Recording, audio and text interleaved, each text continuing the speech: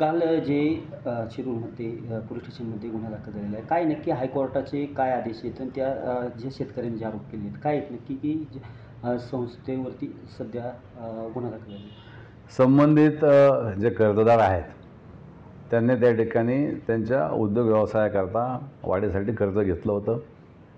गेल्या 6-7 वर्षापासून ते कर्ज थकल्यामुळं त्याच्यावरती शासनाच्या नियमाप्रमाणे सहकार खात्याची जी काही कर्ज वसुलीची नियमावली आहे त्याप्रमाणे संस्थेनं त्यांच्यावरती त्या ठिकाणी कर्ज वसुलीची प्रक्रिया राबवलेली आहे. त्याच्यातून काही रक्कम वसूल झालेली आहे, परंतु काही रक्कम त्याच्यामध्ये वसूल होणे बाकी आहे.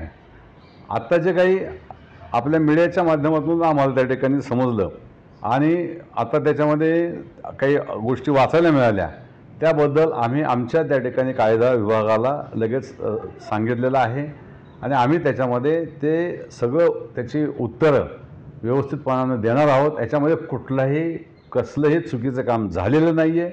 कर्जदाराने त्यांची थकबाकी भरणं गरजेचं असताना तो मात्र वेगवेगळ्या पद्धतीनं कर्ज कसं बुडवता येईल आणि त्या ठिकाणी संस्थेला या कर्ज वसुलीमध्ये अधिक कसा त्रास होईल यासाठी वेगवेगळ्या कृत्या त्या ठिकाणी करत आहेत. परंतु संस्था ही ठेवीदारांच्या विश्वासावरती चाललेली असल्यामुळं आजही संस्थेची वार्षिक सर्वसाधारण सभा झाली.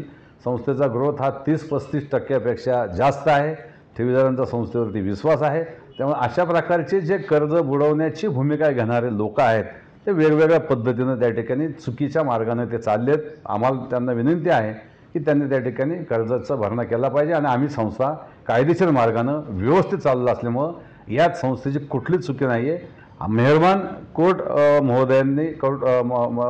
महोदयांच्याकडून किंवा पोलीस स्टेशनमध्ये जर काही अशा प्रकारचं तक्रार आली असेल तर त्याचं निराकरण आम्ही करू आणि त्याच्यामधून नक्कीच त्याच्यामध्ये संस्थेला न्याय मिळेल. हो, पण कायद्याच्या बाजूने पाहिजे तर कुठेतरी एका बाजूने कोर्टाचं आदेश आलेली ऑर्डर आलेली आहे आणि एका बाजूने गुन्हा दाखल होतोय. कुठेतरी सद्यस्थिती चर्चा होती की ही सत्य परिस्थिती असू शकते. याची पडताळणी नक्की आपण कशा पद्धतीने? मला असं वाटतं की मी ते सगळं वाचलेलं नाही, पण असं मी माहिती काल ज्या वेळेला घेतली त्यावेळेला मांडवगण आउटपोस्टला आम्ही संपर्क केला.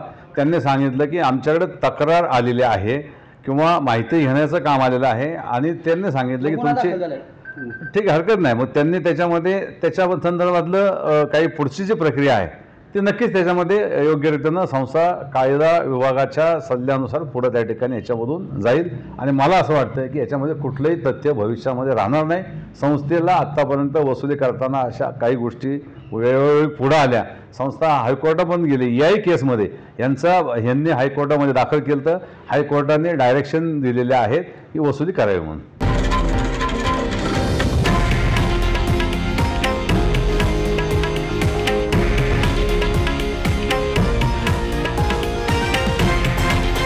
हे आहे देशातील नंबर 1 न्यूज नेटवर्क आणि आपण पाहत आहात TV9 मराठी, एकमेव.